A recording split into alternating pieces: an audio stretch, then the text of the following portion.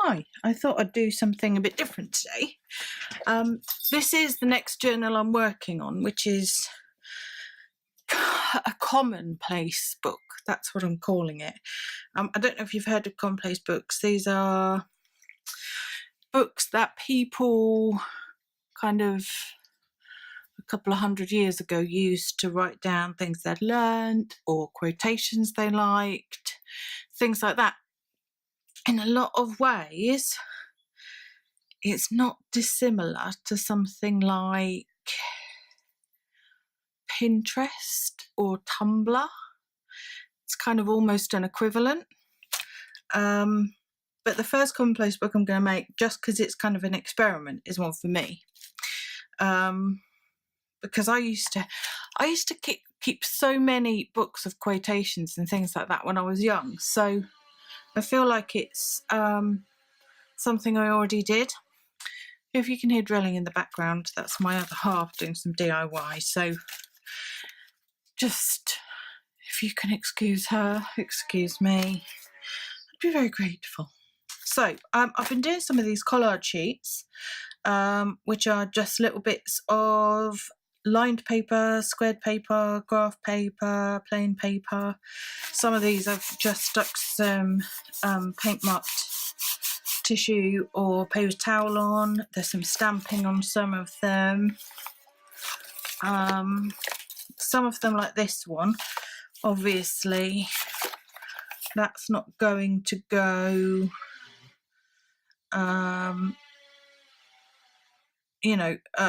that's something that if I copied I'd keep for myself, because obviously a lot of these bits and bobs probably have copyright and stuff. Whereas I don't know that you can copyright lined or graph paper, though I'm going to look into it. But these obviously mean that, yeah, I can use them in my book, but I can also use them in another commonplace book if I decide to make one to sell. So it's on the back of an old IKEA children's activity sheet for their restaurant, which is actually a fabulous base for stuff like this. So that's what I've been doing. And then yesterday I decided that I'd got this big box of bits of oddments of card and clothes labels and book pages.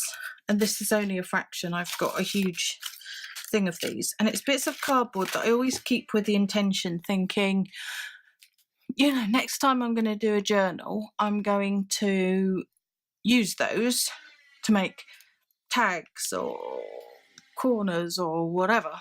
So yesterday I just thought, I never do that because I always look at them and I think, yeah, I could use them, but they're going to need cutting up, they're going to need probably gessoing or sanding because they're probably a bit shiny, and I just never do. So I thought yesterday, if I get them already, then they're there and I've got no excuse not to use them.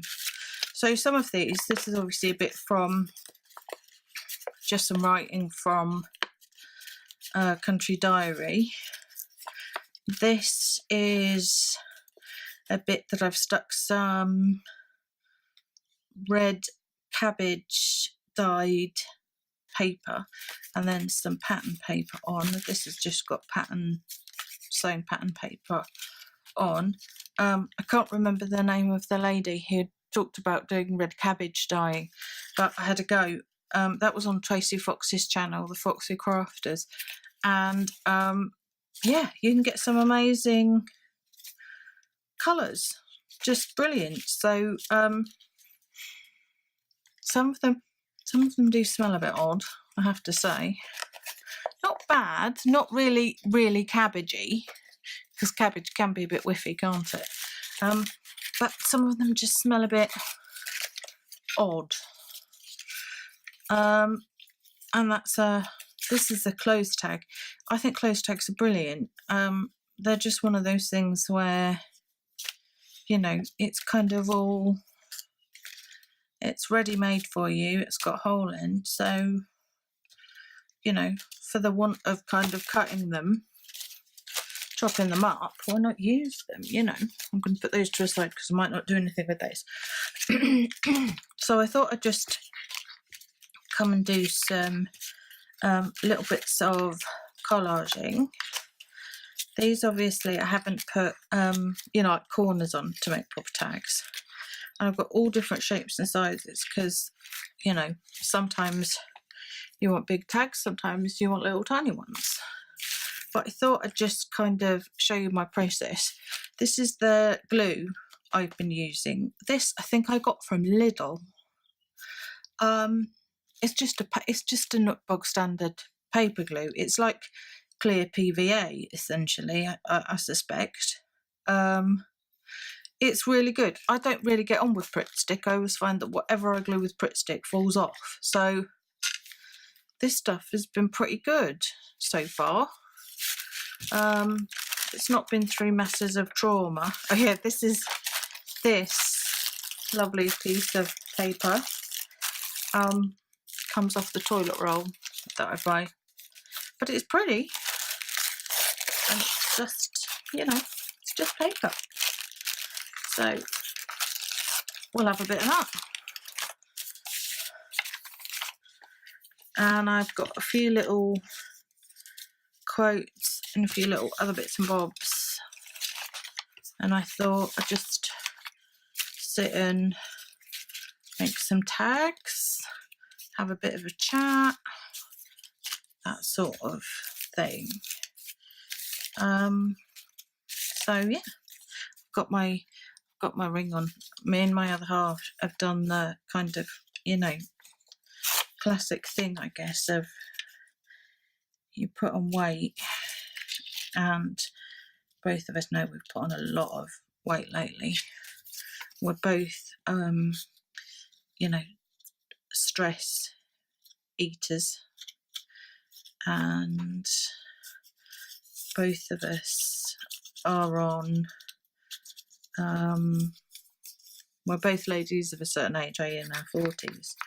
So the perimenopause is well and truly struck.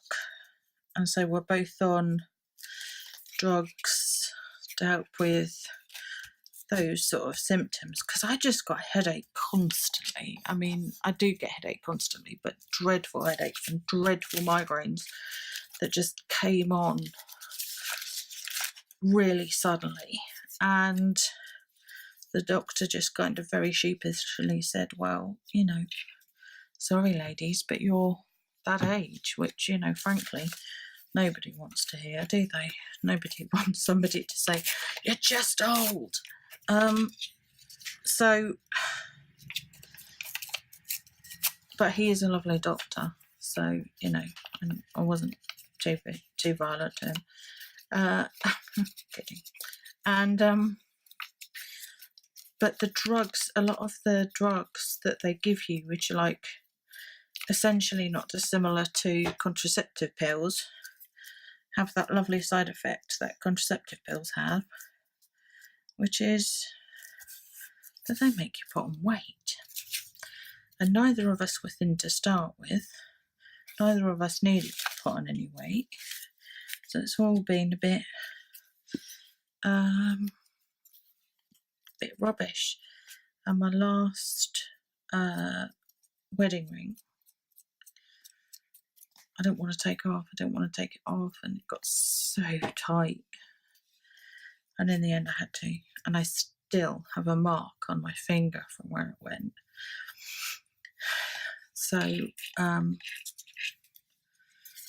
my other half bought us new rings, not expensive ones. Neither of us are bothered about expensive stuff. And technically speaking, we're not legally married. When my father, in 2013, he just over that whole year, he seemed to just age. And in the end, we finally convinced him to go to the doctor because he was doing the typical, you know, bloke thing. Oh, I'm all right. You know, stop having a go at me. It's all fine. Stop panicking. All of that malarkey. And he went to the doctor. The doctor said, you need to go to the local hospital now. And he literally went in on the 1st of December. And by the end of that month, he was dead because he was absolutely riddled with cancer. And it was awful. It was in his spine. It'd gone into his brain. Just, dreadful. But me and my other half decided that,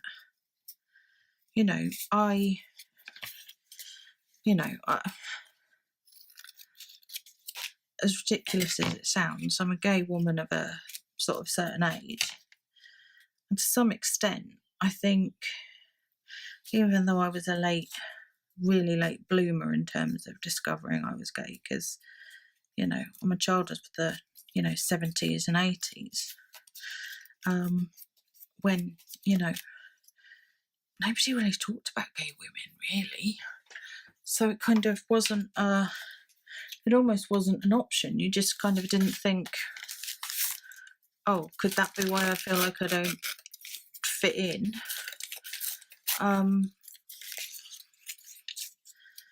You just didn't really think about it. You just assumed there was something, wrong with you. You were a weirdo, and that was about it.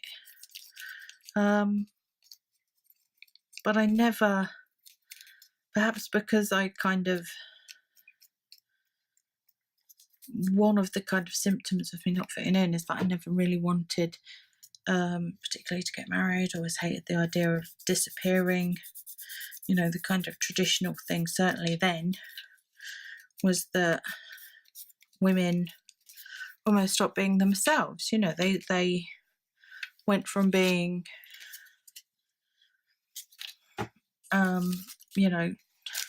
Jane Thomas to being Mrs. John Aikins or whatever, and you just look at it. I just remember looking at letters to my mum and thinking, this is rubbish. So the whole kind of, I was a bit ambivalent really about marriage and all of that stuff. And then when I realised I was gay, I was kind of, wow, we could end up at a point where I just can't be married. So am I really going to worry about this? And my partner had been married before, and her previous partner was and still is really unwilling to go through the legal process of divorce. And so when my dad got sick, we just thought,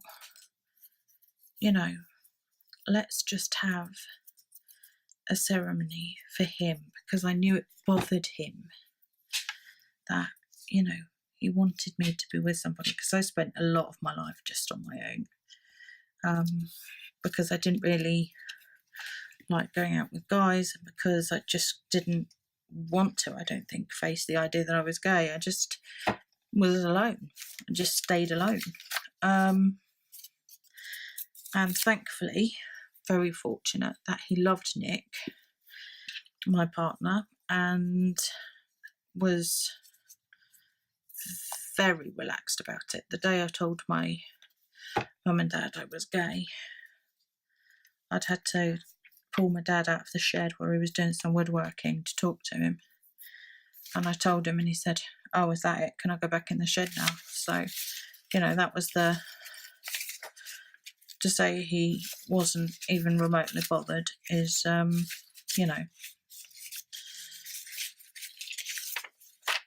putting it lightly.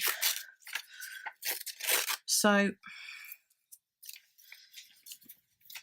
when he was dying, I just, you know, Nick just decided that we had to do something, because it felt like he was worried that his daughter wasn't in a, you know, in a good place, or where he wanted me to be, I suppose. So we had this a friend of ours is a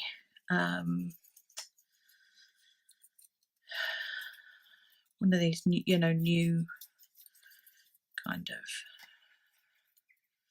I can't think what they're called, I can't think of the word, but basically one of these new religions where they can do ceremonies but they're not legally binding. And so we had one of those with a hand tying ceremony and all of that. It was really lovely. And we had it basically round his bed in a hospice. And Nick said, we're wearing rings. As far as we're concerned, the law says we're not married, but as far as we're concerned, we are married. And I agreed.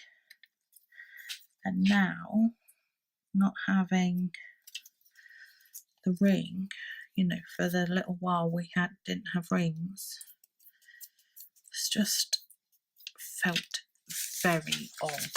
This ring was supposed to go on this finger to replace my engagement ring, but it didn't fit. And since prior to the blooming, as I'm calling it, the swelling, I used to wear a thumb ring all the time. And since then, I couldn't even get that on. So when that didn't fit this finger, I thought, yeah, my thumb ring back. So that game of soldiers. Yeah, this is some of that red cabbage paper. That doesn't really smell. But depending on whether you put like lemon juice or baking powder in it, you can just get really, really different colours, you know, from blues, purples, pinks. I will try and find the discussion and put a little link to it on underneath this video when I put it up, so you can see it. And I also want to say that the collage of like writing paper and stuff, I saw a video of another lady who'd done that, and she's another small YouTuber like me. And I will try and find that, because as soon as I saw it, I sort of suddenly had one of those penny drop moments where I'd been trying to think about how to do a, God, that's annoying. I've been trying to think how to do a commonplace book, you know, and how to make it a kind of blank commonplace book, because,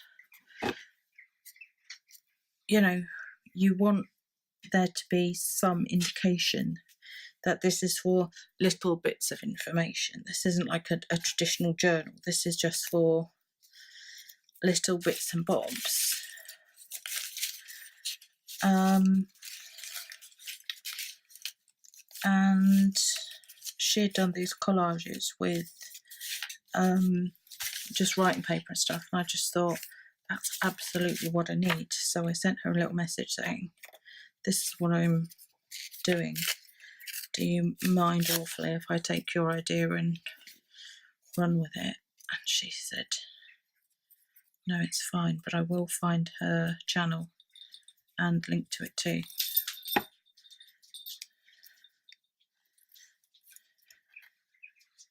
As you can see, I'm not trimming these yet. The one thing I discovered with this glue is it doesn't dry very fast. It is a bit of a slow dryer, and so I just stick everything down and then worry about doing all the trimming later.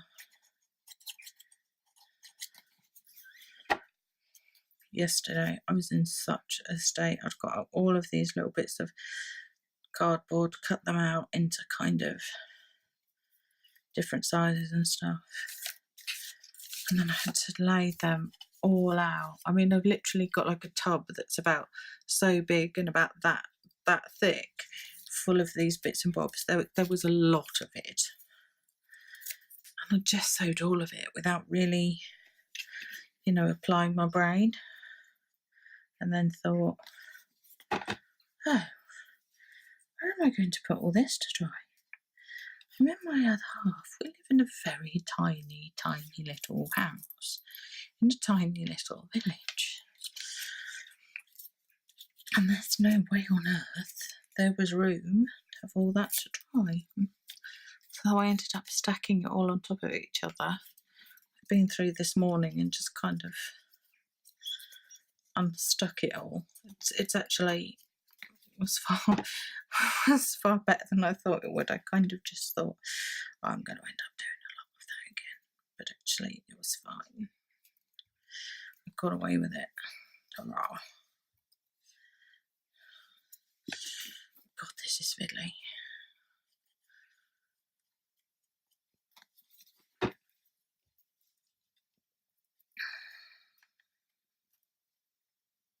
And what I'm going to do with these, after I've just done some sticking, I'm going to, what am I going to do? Yeah, I'm going to have a look for something sort of focal pointish to put on them. Not sure what yet.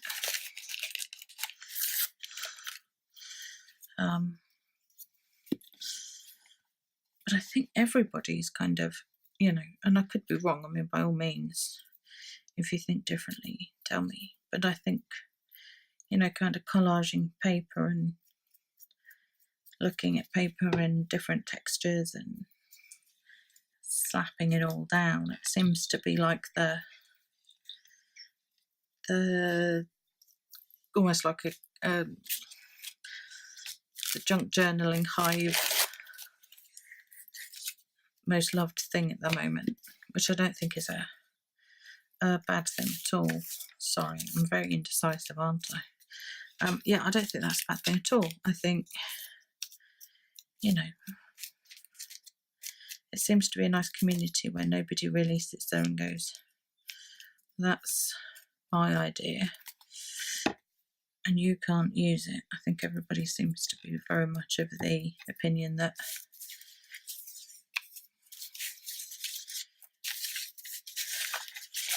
we all are going to do similar sorts of things, and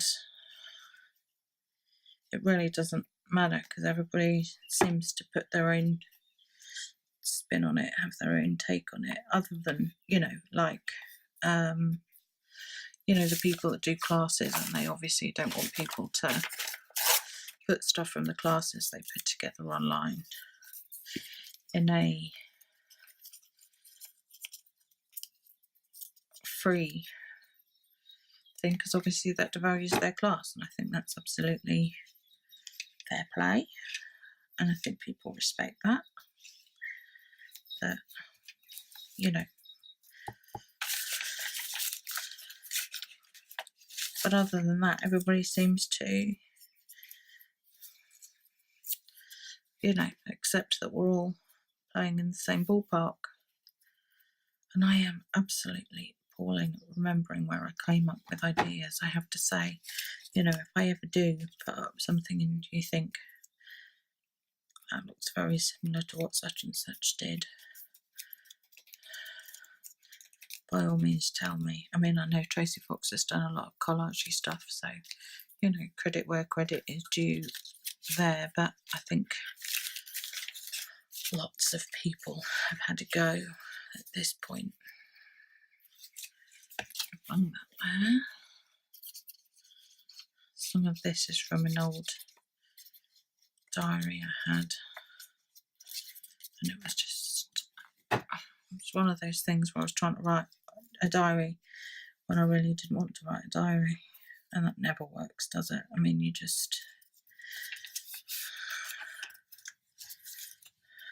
You never commit to it. You never do. You never write anything useful in it. And I used to write a diary kind of really faithfully, and I haven't for years, which isn't very good considering, you know,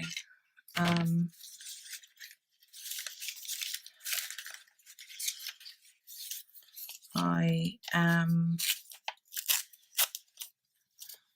working, well, I am a writer, just an unpublished writer. But, oh, writing's been hard lately. And I found out this morning that a story I submitted for an anthology isn't going to be featured, so no, I don't feel grumpy about it. And, you know, there's no point in getting worried about, you know, rejections, because if I go down that route and I start worrying about rejection letters at this stage when I've hardly done anything, I'm never going to cope with it later on. So after I've had, you know, 100, which is what most writers, which is what happens to most writers, you know, we all have that. Every anthology, competition, publisher, whatever, is looking for a particular thing, and to think you're always going to be that thing just isn't realistic, is it? You know, you've just got to think, well, it wasn't me this time, maybe next time I'm the person they need.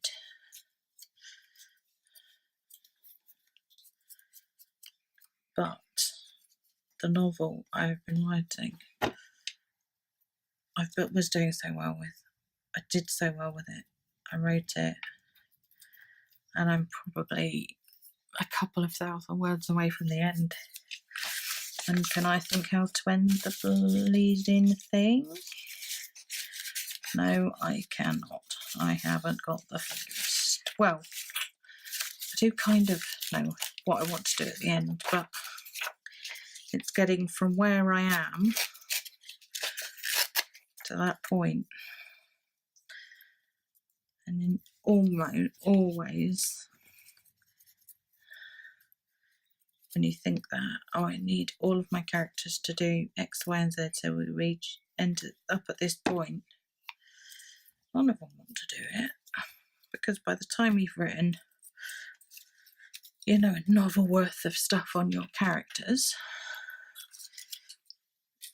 you know them. So when writers say, you know, I couldn't get my characters to behave, it generally means something in the back of my mind is saying, no, they wouldn't do that. No, you're doing it wrong. They wouldn't do that. They wouldn't behave that way. They would do this. But at the minute, my brain isn't saying they wouldn't do that, they'd do this. It's just saying they wouldn't do that. And now, because you can't think of what they would do, you must suffer. So, you know, that's fun. But I'll get there. I used to get up at 6 o'clock every morning and do writing before I do anything else, and I really have got to get back into the swing of doing it, because as much as I am not a morning person, and I am really not a morning person, you know, the truth is, having that quiet time at the beginning of a day, when you're still a bit half asleep and not really with it, it's pretty good for writing, because, you know, you're still in that kind of halfway land between being awake and not awake.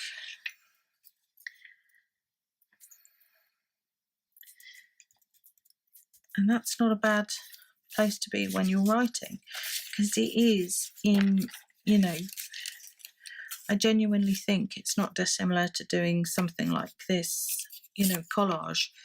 The more you sit and think about it, and I think this goes with a lot of artistic endeavour, yeah, by all means, you know, have your plan, have your idea of what you're going to do. But when it comes down to the actual creating,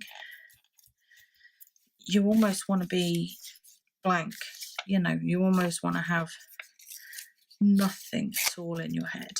And the minute you start getting anxious about how you're going to end something and you're overthinking it, and every time you write, you're just paralyzing yourself, it just doesn't work. But I also know that the easiest way to get out of that is to write. You just write, and if you write it wrong, you just think, well, that's something to sort out in the editing, and you crack on. And that's absolutely what I need to do. It drives Nick absolutely up the wall and down the other side, because she just sits and says, you're really good at it and you're not doing it. Why are you not doing something you're good at? Which is, it's a good question. It's a good question, and one I haven't really got an answer to, if I'm honest. But I'm also a really annoying person, and that if I feel like I'm being told what to do, I will do exactly the opposite, because, you know, God bless my parents. I must have been, you know, a parent's nightmare.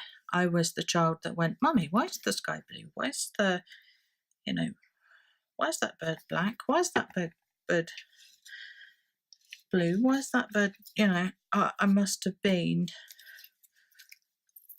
just a nightmare. My parents must have just thought, I'm going to kill you in a minute.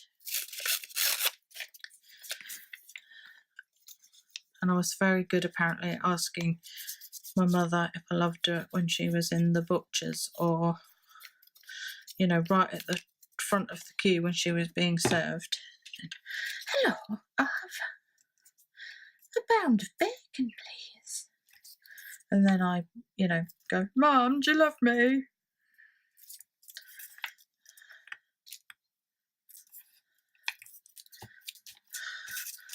And I just thinking, oh, Jesus Christ. The little one's turned needy at the most inappropriate moment. My sister, her son, who is a darling, he is autistic.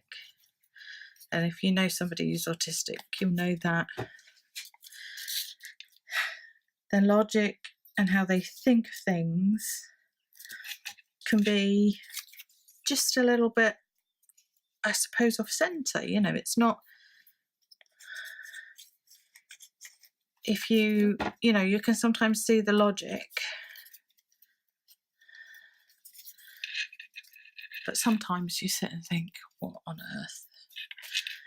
And my nephew once asked her, while she was looking at, you know, soft drinks, and she'd been buying, you know, some sort of squash that was red, and James had clearly,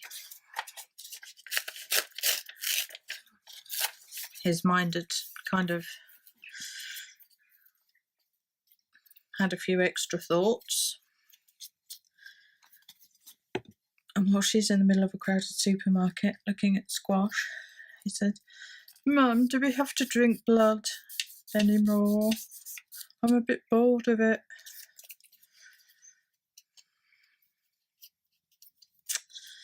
And she said half of, you know, everybody in that aisle just turned around to look at her as if to say, you what?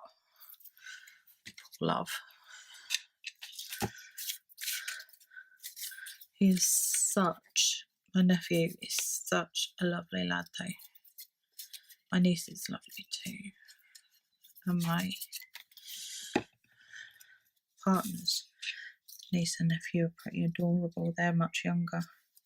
Whereas my sister's kids are adults, which, oh my God, That never ever fails to surprise me.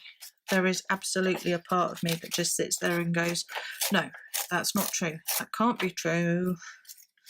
It's not possible that I have a 23-year-old niece. It's just not possible. And of course it is. Because I do.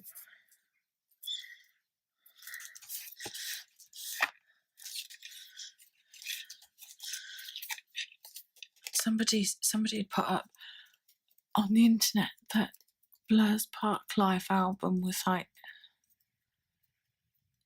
25 years old or something this year. I've probably got that wrong, but it's, you know, a certain age, like this album from your youth that you loved, and I just thought, no, I'm refusing to believe that. That's just, there's no way that's happening. There's no way I jumped up and down in a muddy field to Parklife all those years ago. It's just not possible. But it is. It's entirely possible. And quite distressing. That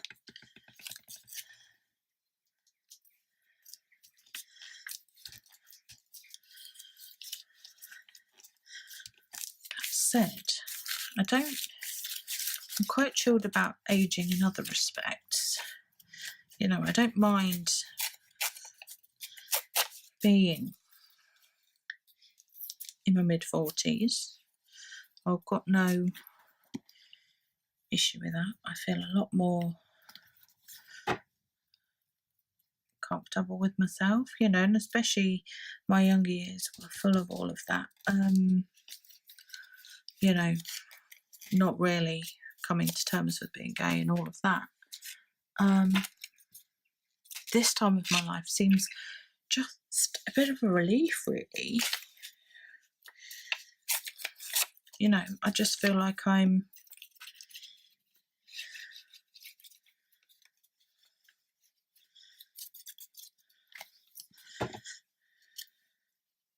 more who I was, and that, you know, like I said about having a rejection letter this morning, there are absolutely times in my past when that would have been, as far as I was concerned, a complete and utter disaster. You know, that would have been crushing.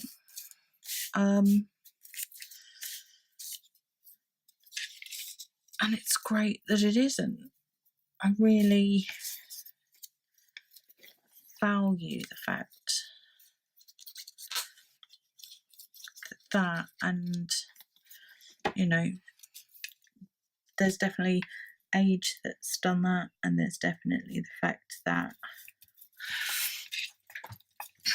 you know, my partner is disabled. She has fibromyalgia, which is a horrible illness that mostly just causes pain, which, you know, that's a joy. And, you know, the little bit of screwing some holes, drilling some holes into something this morning will probably later in the day cause her awful pain that she'll have to take a load of drugs to combat, you know. And she has, you know, a load of other health conditions, because it seems like, you know, you're not allowed to have one at a time. You've got to have, you know, 20. And so, yeah, the fact that, you know, I had to give up work to be her carer, which I don't regret.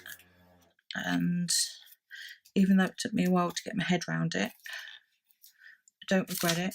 My stress level trying to give your all at work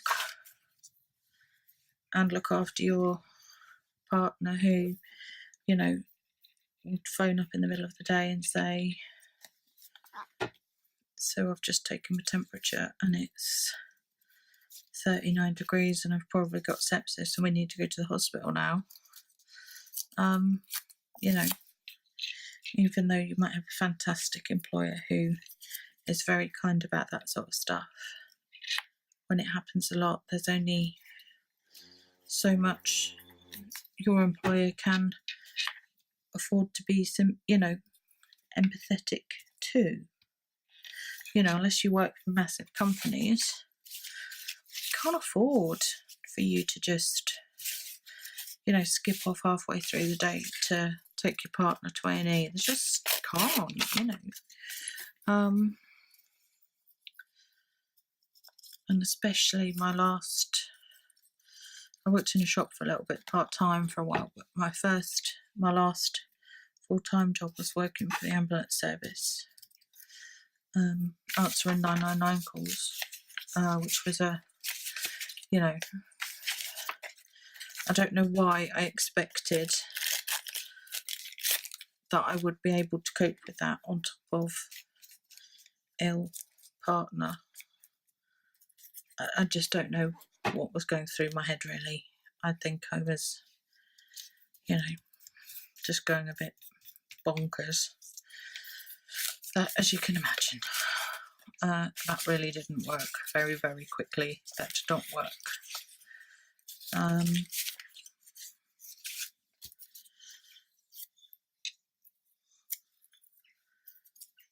And even though it was short-lived, that bit of,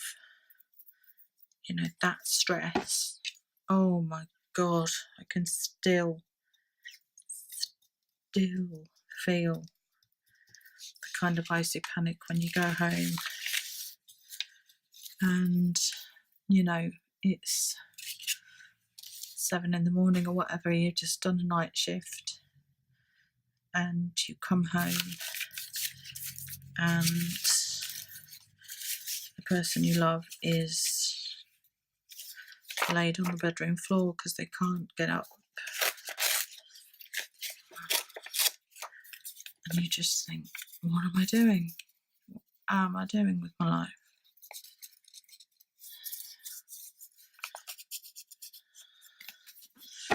But, we're all told that. We live in societies that believe that your worth as a human being is your job and what you earn. And if you take yourself out of that,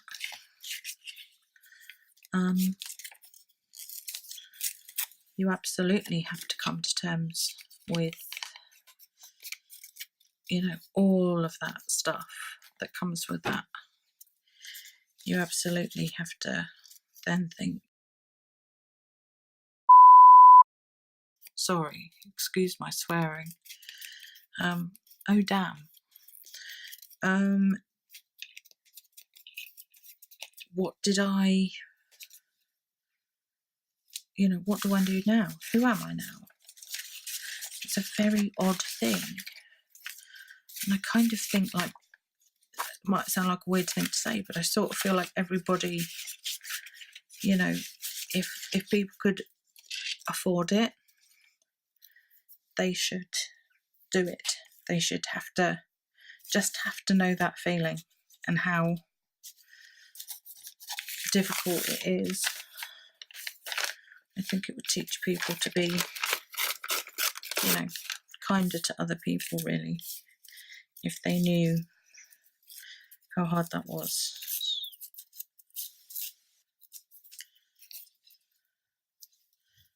And how, you don't ask for it, you don't sit there and think, well,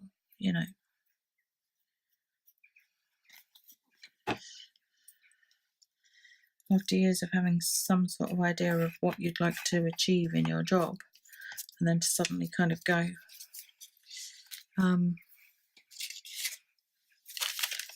well, all of that's going in the bin. It's really, you know, I don't think it's on anybody's to-do list, you know.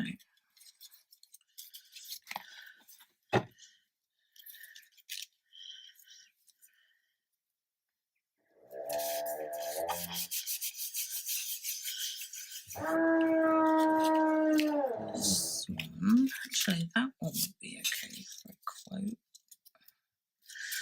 It's a bit big though, I don't like it. No, I don't like it.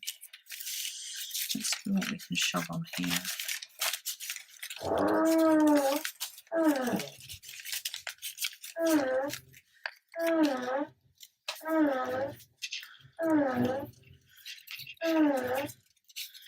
Hope you're all having a good day, or have had a good day.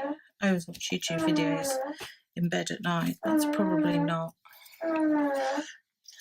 It's probably not a good thing. Along with my writing, the amount I read's gone through the floor. And if you want to be, you know, it's like anything. If you want to be a writer, you've got to read.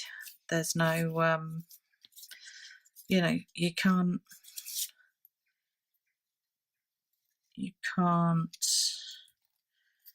circumvent that, you know.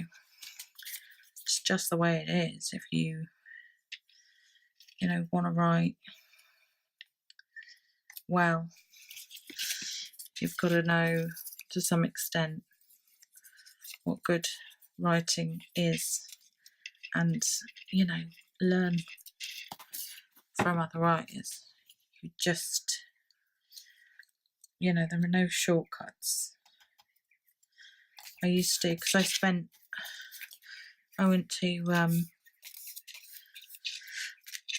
the town I grew up in, had like the grammar school system,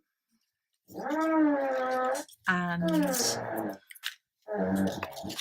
I'm not a big fan of it. I know some people like it, and that's fine. I'm not a big fan.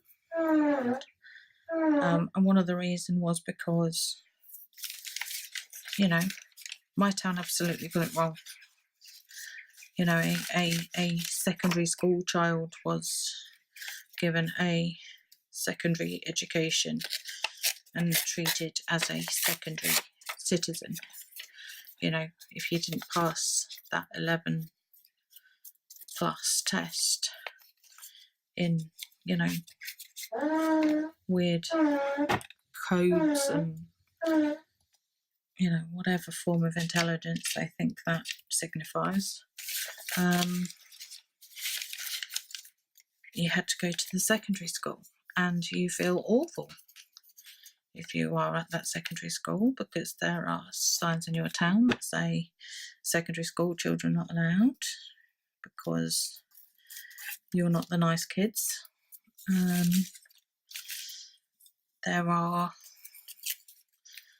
people, when you go into the world of work, who won't employ you because you were a secondary school kid.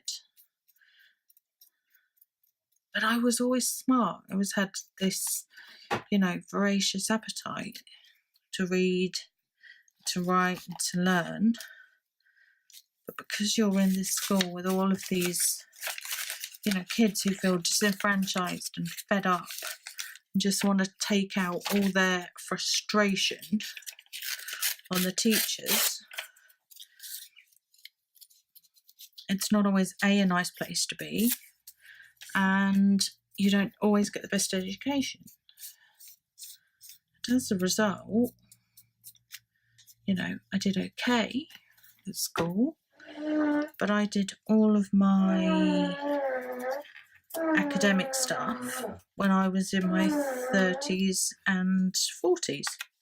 So I got a degree in criminology in my 30s, and I got a master's degree in creative writing in my 40s. Because then I was just doing it for myself, you know, and I didn't, you know, I was old enough to know that I knew what to do if, you know,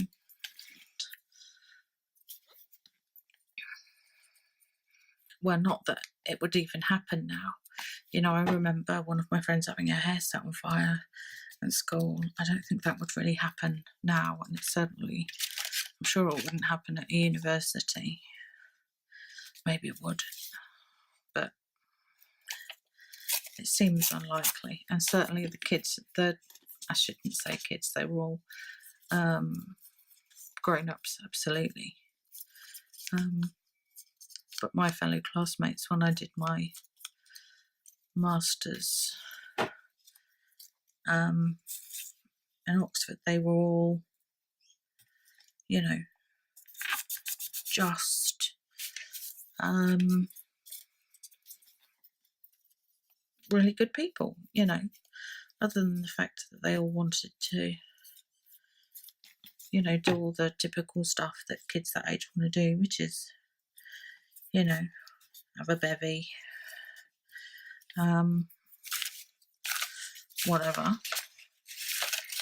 They were all great. They were all really good people, you know. I don't, you know, there are absolutely people that sit there and say, you know, oh God, I fear for this country, you know, with the current generation and all of that. If they're anything to go by, I don't fear for the country with them. I think they are people that make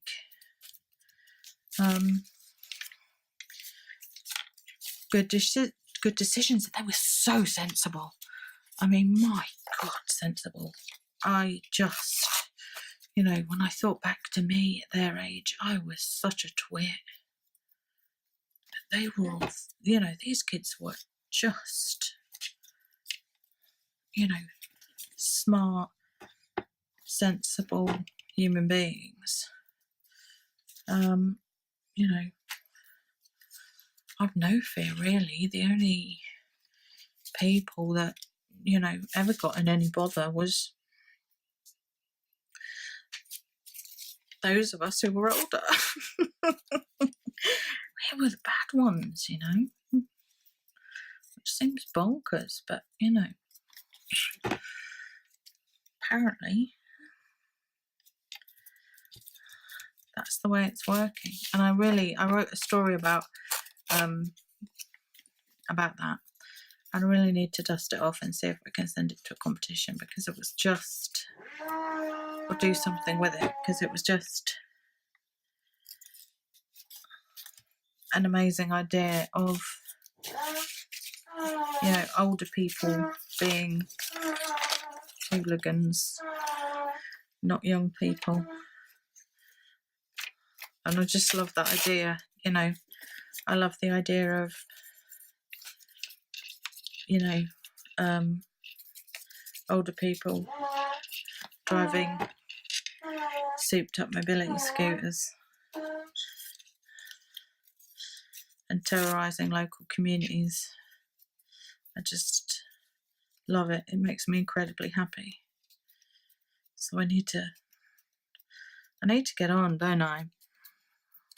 You are allowed. Absolutely allowed to send me comments saying, pay attention to your partner, you silly person. Right. We're almost done for this lot. So I'm going to just pop a few bits on here, and then I'm going to sign off for today. Thank you for your company. If you've been around to listen to my waffle, thank you for doing that.